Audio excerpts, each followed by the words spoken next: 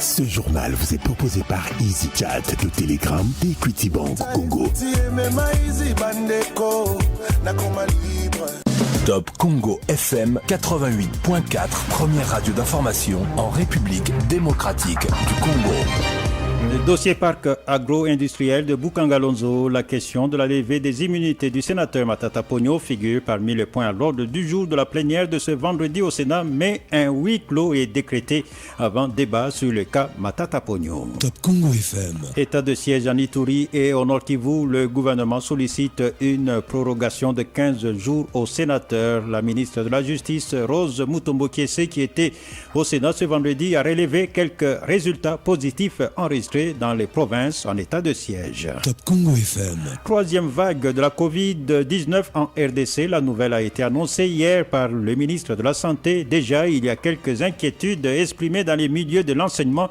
La FENECO-UNTC, syndicat des enseignants, demande au gouvernement de ne pas suspendre les activités scolaires et académiques. Top Congo FM. Des bonnes toilettes à Kinshasa sont rares. Dans la commune de Limete, le bourgmestre va donner des cadeaux aux familles qui entretiennent bien les installations hygiéniques dans leurs parcelles. Maître Douglas Koulou visitera les 14 quartiers de sa commune ce samedi. Voilà, c'est la vie. Il y a des bonnes et mauvaises nouvelles. Selon chacun, on est sur 88.4 FM à Kinshasa. Top Congo FM. Top Congo FM, le journal vous est présenté par Roger Kalala. Bonjour et merci d'avoir choisi Top Congo FM, dossier parc agro-industriel de Boukangalonzo, la question de la levée des immunités du sénateur Matata Ponyo parmi les points à l'ordre du jour de la plénière de ce vendredi au Sénat. Mais le président de la commission PAJ estime que les sénateurs ne vont pas se prononcer aujourd'hui sur cette probable levée des immunités de l'ancien premier ministre.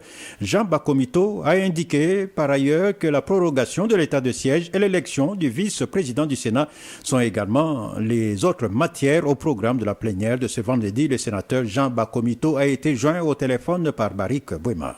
Nous allons examiner le projet de loi sur la prorogation de l'état de siège. Il y a la question sur les réquisitoires du procureur général concernant les dossiers de certains collègues. Nous allons discuter du calendrier de l'élection au poste du premier vice-président. Donc, c'est aujourd'hui que le Sénat se prononce sur l'éventuelle levée des immunités du sénateur Augustin Matata Ponyo. Non, je ne crois pas que le Sénat va se prononcer aujourd'hui. Ce que je sais, c'est que le procureur général nous a saisi le Sénat pour une deuxième fois. J'ose croire que le bureau mettra à notre disposition cette saisine. On saura les contenus de la saisine et puis on verra les restes. Il y a toute une procédure qui va s'en suivre. L'état de siège a été prorogé à l'Assemblée nationale. Le Sénat va également les proroger. J'en suis certain dans la mesure où nous voulons accompagner les chefs de l'État dans la volonté d'éradiquer complètement les mouvements insurrectionnels ou des mouvements terroristes. Nous allons devoir non simplement autoriser cette prorogation, mais également soutenir ces mesures. Vous êtes président de la commission PAJ du Sénat. Est-ce que l'absence des lois accompagnant ou accadrant cet état de siège ne vous dérange pas? La loi, elle est déjà en discussion. Le projet de loi est déjà en discussion. Nous l'avons déjà reçu. Le sénateur Jean Bakomito, qui répondait aux questions de Barik Bouema, notait qu'un huis clos est décrété au Sénat avant donc le traitement du dossier Matata Ponyo. Et sachez que dans un réquisitoire adressé au Sénat dernièrement, le procureur général de la Cour constitutionnelle avait retracé les faits et les rétroactes nécessitant l'audition du sénateur Matata Ponyo. Parmi ces faits, le procureur a évoqué l'implication de la famille biologique de l'ancien chef du gouvernement dans la débâcle du dossier Boukangalonzo. État de siège en Ituri et au Nord Kivu, le gouvernement sollicite une prorogation de 15 jours au sénateur. La ministre de la Justice, Rose Mutombo Kiese, qui était au Sénat ce vendredi, a relevé quelques résultats positifs enregistrés dans les deux provinces concernées, mais les sénateurs ont exprimé leurs inquiétudes sur l'effectivité de cet état de siège sur le terrain. Écoutez la ministre de la Justice, Rose Mutombo Kiese, qui répondait à quelques préoccupations des sénateurs. Effectivement, on est venu solliciter auprès des honorables sénateurs la prorogation de délai qui a été retenu lors des deux ordonnances prises par le président de la République. Et par rapport aux mesures d'application au niveau du gouvernement, nous avons déjà adopté la loi sur les modalités pratiques de l'état de siège et d'urgence. Il reste à ce qu'on puisse le valider en Conseil des ministres et je vous assure, avant la fin de la prorogation, on pourra présenter cette loi devant les honorables sénateurs que vous êtes. Par rapport au bilan, le président aura le temps de faire cette évaluation. Pour ce qui est de différentes prorogations qu'on aura à faire, les discussions ont déjà commencé au sein du gouvernement pour voir s'il ne faut pas prendre une loi d'habilitation qui va permettre à ce que nos forces armées et police sur terrain puissent continuer le travail qu'ils ont commencé. La ministre de la Justice, Rose Mutombo, qui était donc devant les sénateurs. Sachez qu'à l'Assemblée nationale, les députés se sont prononcés pour une prorogation de 15 jours de l'état de siège. Le député Bertin Moubonzi, auteur d'une proposition de loi pouvant encadrer et réglementer les pouvoirs des autorités dans les provinces en état de siège, dit qu'il soutient cette décision pour ramener la paix à l'est du pays. Il rassure que sa proposition de loi sera examinée très rapidement pour éviter que cet état de siège pose problème par la suite. Bertin Moubonzi au téléphone de Barik Bouema. Le gouvernement, à travers la ministre de la Justice, est venu nous solliciter pour que nous puissions procéder à la prorogation de l'état de siège. Après les 30 jours, conformément à la Constitution, ils nous ont demandé de proroger pour 15 jours supplémentaires. Ce qui a été fait. Pour une raison simple, nous soutenons la démarche du président de la République et nous sommes déterminés ensemble avec les autres institutions à mettre fin au massacre et à cette longue guerre qui perdure à l'est de la République et plus précisément au nord Kivu et puis à l'Ituri. Vous êtes auteur d'une proposition de loi sur justement cet état de siège et vous l'avez prorogé alors que certains d'entre vous souhaitaient à ce que cet état de siège soit d'abord évalué avant toute prorogation. Comment pouvez-vous le proroger? La Constitution prévoit que l'état de siège soit encadré par une loi. Et moi, j'ai proposé une loi pour les mesures d'application de l'état de siège. C'est tout à fait logique que très rapidement, nous puissions travailler sur cette loi. Et en termes d'évaluation, vous pouvez vous rassurer que le gouvernement a beaucoup d'éléments sur terrain par rapport à l'évolution des choses et nous faisons confiance à notre armée. Le député national Bertin Moubonzi qui répondait aux questions de Barik Bouema. En rapport avec la situation sécuritaire à l'est de la RDC, vous savez, une délégation des femmes était à Kinshasa il y a quelques semaines pour un plaidoyer. La délégation de la dynamique des femmes pour la bonne gouvernance juge qui a fait plutôt la restitution de la mission dans la capitale et la délégation annonce qu'elle a révélé des vérités sur le massacre des civils en Nord Kivu. Détail, Roger Mouliata. Pendant plus de mois dans la capitale congolaise, la dynamique des femmes pour la bonne gouvernance s'est dit satisfaite de sa mission réalisée à Kinshasa. Au cours de celle-ci, plusieurs vérités sur la situation sécuritaire à l'Est ont été révélées aux autorités nationales, tant politiques que militaires. Rose Kahambu Tuombeane est coordonnatrice de la DIFEGU. Le premier objectif était de pouvoir rencontrer les autorités et amener avec nous les rescapés des massacres. Ça a été fait. C'est déjà un objectif atteint à 100%. Et nous ne sommes pas là pour dévoiler les choses qui étaient racontées là-bas, mais nous on est vraiment satisfaits parce que c'était que nous puissions amener ces vérités à Kinshasa. Vous savez que tout ce qui entoure aussi cette guerre, c'est la non-exposition de la vérité. Tout en reconnaissant les dangers sécuritaires que guettent ses membres après la révélation de ces vérités, les femmes de la DIFEGU déclarent être prêtes à verser leur sang pourvu que la paix revienne à l'Est. Dans une conférence de presse animée ce vendredi à Butembo, la DIFEGU annonce l'arrivée imminente du chef de l'État dans la région pour palper du doigt la situation calamiteuse que traverse la population de l'Est, particulièrement celle de Beni et de l'Ituri. La DIFEGU soutient aussi l'état de siège décrété dans les provinces du Nord Kivu et de l'Ituri par les chefs de l'État. État selon elle l'une des retombées de leur mission à Kinshasa. C'est elle félicitée. Butembo, Roger Mouleta, Top Congo FM. À Kananga, un médecin a été tué il y a 48 heures par des hommes armés. C'est le médecin directeur du centre de santé de Kanyuka qui a été surpris par des bandits qui l'ont abattu chez lui après avoir tenté de s'introduire dans la résidence d'un agent d'une banque dans le même quartier. La course est lancée pour la succession du gouverneur Maweja à la tête de la province du Kasaï oriental. L'UDPS, Fédération de Mbujimayi et Tchilengi ont lancé la réception et dépôt des candidatures en marge de cette élection. Plusieurs candidatures ont été déposées. Détail avec notre permanent Nicolas Kazadi. Le dépôt des candidatures pour l'élection du prochain gouverneur au Kasaï oriental a démarré le 28 mai dernier à l'Union pour la démocratie et les progrès sociaux, Fédération de Mbujimayi et Tchilengi. Le parti présidentiel fait savoir que les candidats gouverneurs devront répondre à certains critères, notamment être membre de l'UDPS et en règle des cotisations, faire preuve d'une probité morale exemplaire, avoir un bagage intellectuel d'informatique probant ou encore une expertise dans un domaine politique ou socio-économique, rapporte leur communiqué annonçant cette opération. Le parti présidentiel conditionne le retrait des formulaires de dépôt des candidatures par le paiement d'une somme de $10 alors que la caution est fixée à $250 américains par candidat gouverneur. Nous avons déjà enregistré une dizaine de candidatures depuis le début de l'opération, a indiqué une source proche du parti présidentiel. Après cette étape de dépôt des candidatures, suivront les élections primaires au sein du parti présidentiel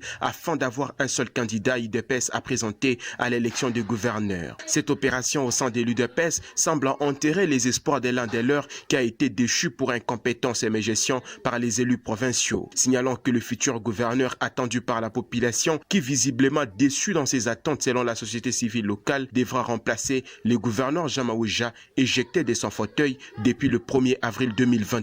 Mbujimayi, Nicolas Kazadi, Top Congo FM. Dans les provinces, vous savez, il y a des gouverneurs déchus presque chaque mois. Les assemblées provinciales sont accusées de bloquer la vision du président de la République pour le développement à la base. Une synergie des mouvements des jeunes dénonce des motions alimentaires contre les gouverneurs des provinces réunis au sein de la coalition dénommée Majorité populaire acquise au président de la République Félix Tshisekedi. Ces mouvements des jeunes, dont la dynamique Gilbert Kankondé, ont lancé une campagne de désobéissance aux décisions des assemblées provinciales. Écoutez Olivier Bakatwamba, coordonnateur national de cette synergie. Le cas de Olomami et Maïndombe est une preuve tangible où l'Assemblée provinciale fabrique des griefs jusqu'à destituer un gouverneur intérimaire. Si les députés peuvent destituer un intérimaire, il y a lieu de se poser la question de savoir si nous sommes dans une république démocratique ou celle des députés provinciaux qui peuvent dormir et se réveiller avec une motion si les gouverneurs ne répondent pas à leurs exigences subjectives et mercantiles.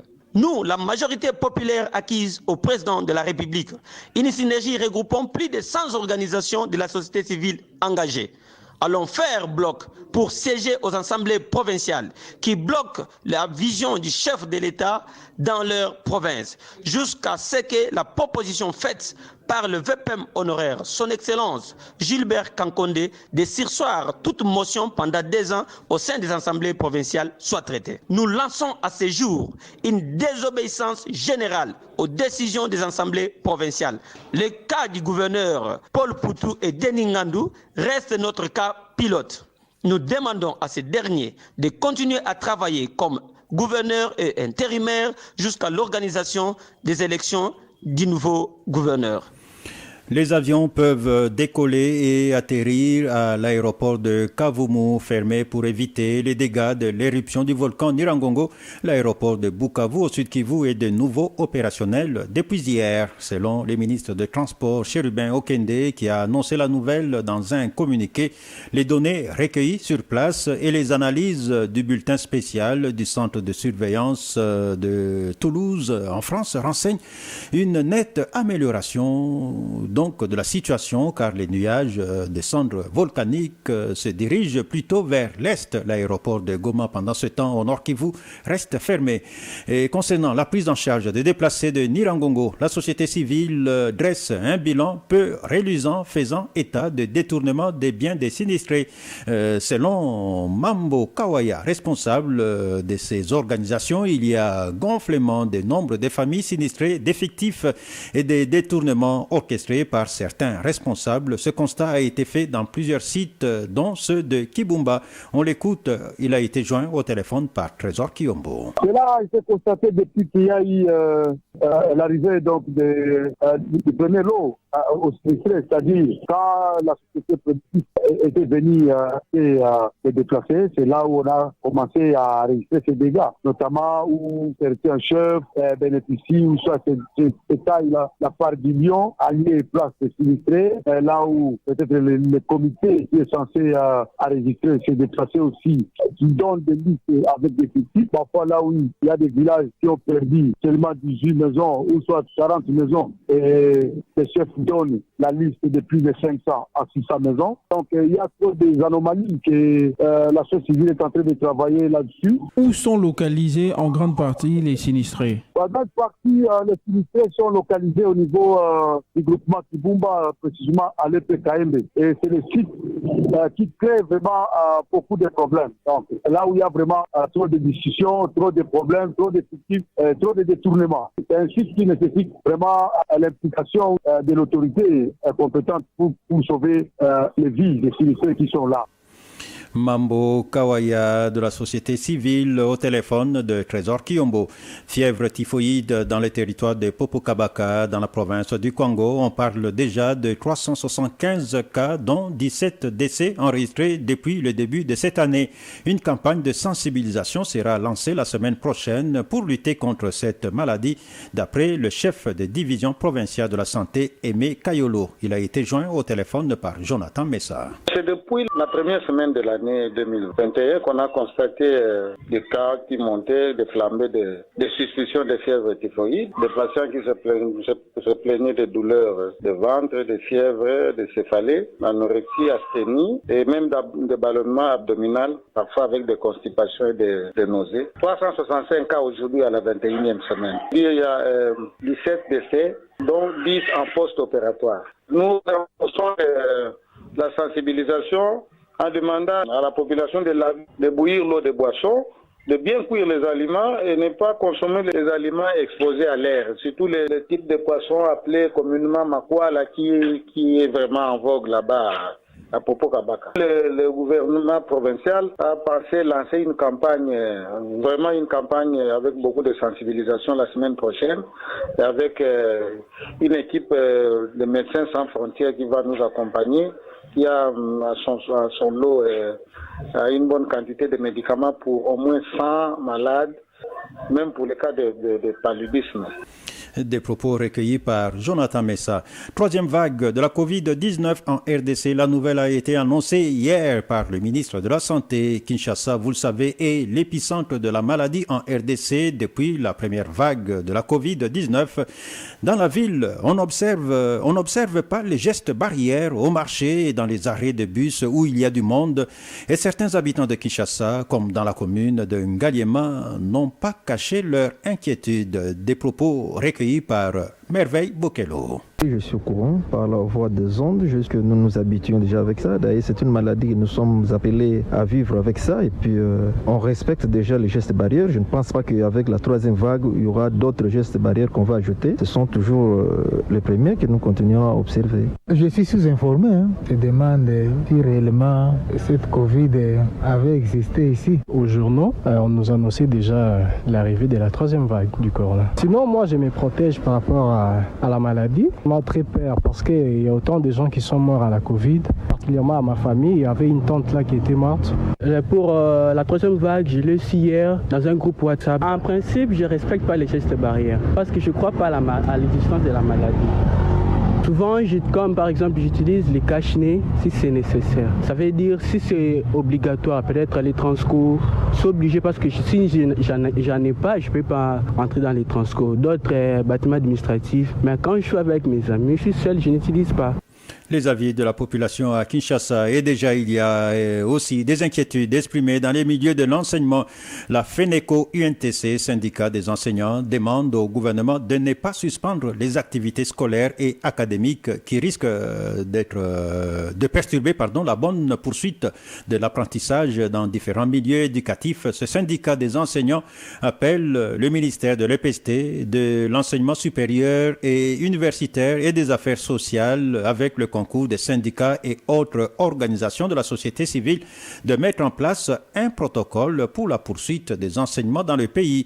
Écoutez Jacques Tati Mwakupenda, coordinateur de la FENECO-UNTC en charge de la recherche et développement des propos recueillis par Peggy Wabeno. Quelles que soient les mesures qui seront prises par les gouvernements de la République pour lutter contre cette troisième vague, la FENECO-UNTC demande au gouvernement de la République à éviter toute décision de la fermeture des écoles qui risque de perturber la bonne poursuite des apprentissages dans les différents milieux éducatifs. Pour ce, la FENECO appelle pour toute affaire cessante le ministère de l'EPST, de l'ESU et des affaires sociales, ensemble avec les syndicats et d'autres organisations de la société civile, de mettre en place un protocole pour la poursuite des enseignements. Ces protocoles pourraient définir le cadre et toutes les alternatives à mettre en place pour éviter la fermeture des établissements scolaires supérieurs et universitaires. Une bonne anticipation aiderait à éviter les erreurs du passé et la prise de décision unilatérale qui ne ferait qu'enfoncer la qualité de notre système éducatif. Il est temps de se mettre tout autour d'une table pour discuter de ces protocoles au lieu d'attendre que le pire arrive et nous prendrons des décisions qui ne vont pas aider nos élèves à bien étudier. Voilà, c'était donc des propos recueillis par Peggy Wabeno. Mise en œuvre de la gratuité de l'enseignement. Les enseignants saluent la rupture avec les antivaleurs instaurées par le professeur. La rupture donc instaurée par le professeur Tony Mwaba. Malgré tous ces signaux positifs, les enseignants continuent d'exiger des réponses appropriées à leurs revendications. Ils attendent notamment la régularisation de la situation des nouvelles unités, la suppression des zones salariales. Emery Massunga, syndicaliste de l'EPST, au micro de Cécile Ngomba. Nous enseignants, nous attendons des réponses progressives mais adéquates à nos revendications. Nos grades et échelons, le NU, le réajustement de l'enveloppe salariale, la suppression des zones salariales, toutes ces revendications sont contenues dans notre addendum des assises de Bibois, d'où sa signature. Nous saluons le décaissement par la Banque mondiale de 100 millions de dollars en faveur de notre sous-secteur et convaincus du sérieux de notre gouvernement et de la volonté ferme du 35e ministre de l'enseignement de notre pays, son Excellence Tony Mwaba, pour la réhabilitation de la fonction enseignante. Cet argent sera géré à bon escient. Des propos recueillis par Cécile Ngomba. Des bonnes toilettes à Kinshasa. Ces bonnes toilettes sont rares. Dans la commune de Limete, le bourgmestre va donner des cadeaux aux familles qui entretiennent très bien les installations hygiéniques dans leurs parcelles. Maître Douglas Koulou pense visiter les 14 quartiers de sa commune. Au cours de sa ronde, donc demain, il choisira 10 familles par hasard dans chacun des 14 quartiers de sa commune pour servir d'exemple à d'autres familles. Douglas Koulou au micro de Myriam Iragui. Chers habitants de Limete, la communauté internationale célèbre les 5 juin la journée internationale, n'est-ce pas, de l'environnement. Vous connaissez mieux que moi l'importance de l'environnement dans notre vie, tout comme pour notre santé. C'est pourquoi, moi, Nkoulou Numbi Douglas, bourgmestre de la commune de Limete, j'ai décidé de pouvoir ce samedi 5 juin 2021 de visiter les toilettes ou les WC ou les latrines des 10 ménages par quartier. Il s'agira donc de visiter 140 ménages. Et nous ne visiterons que le WC, pas le salon, pas la cuisine, pas la cour, rien que le WC. Et si vos WC sont propres, vous recevrez un cadeau d'encouragement. S'ils sont sales, nous irons chez les voisins et les voisins recevront son cadeau d'encouragement. Bonne chance! Le bourgmestre de la commune de Limete, Douglas Koulou, au micro de Myriam Iraghi. On vient de l'apprendre, près de 60 personnes ont été tuées, environ 5800 ont été également contraints de fuir après plusieurs assauts des forces démocratiques alliées ADF en Ituri, à l'est de la RDC. L'ONU a répété vendredi à Genève être scandalisé. Le groupe armé des ADF a attaqué plusieurs sites de déplacés fin mai. Près de 60 personnes ont été tuées, dont plusieurs enfants. Certains ont été brûlés vifs dans leur habitation parmi des dizaines de sites incendiés. Top Congo FM 88.4, première radio d'information en République démocratique du Congo. Notez pour l'essentiel de l'actualité, dossier parc agro-industriel de Bukangalonzo, la question de la levée des immunités du sénateur Matata Ponyo figure parmi les points à l'ordre du jour de la plénière de ce vendredi au Sénat, mais le président de la commission PAJ estime, lui, que les sénateurs ne vont pas se prononcer aujourd'hui sur cette probable levée des immunités de l'ancien Premier ministre. Le président du Sénat a plutôt décrété un huis clos avant débat sur le cas Matata Ponyo. Top Congo FM. Réouverture de l'aéroport de Kavumu, l'aéroport de Bukavu au Sud Kivu est de nouveau opérationnel depuis hier. Selon un communiqué du ministère des Transports, les données recueillies sur place et les analyses du bulletin spécial de centre de surveillance de Toulouse renseignent une nette amélioration de la situation car les nuages des cendres volcaniques se dirigent plutôt vers l'est. Top Congo FM. Troisième vague de la Covid-19 en RDC. La nouvelle a été annoncée hier par le ministre de la Santé. Déjà, il y a quelques inquiétudes exprimées dans les milieux de l'enseignement. La FENECO-UNTC, syndicat des enseignants, demande au gouvernement de ne pas suspendre les activités scolaires, académiques.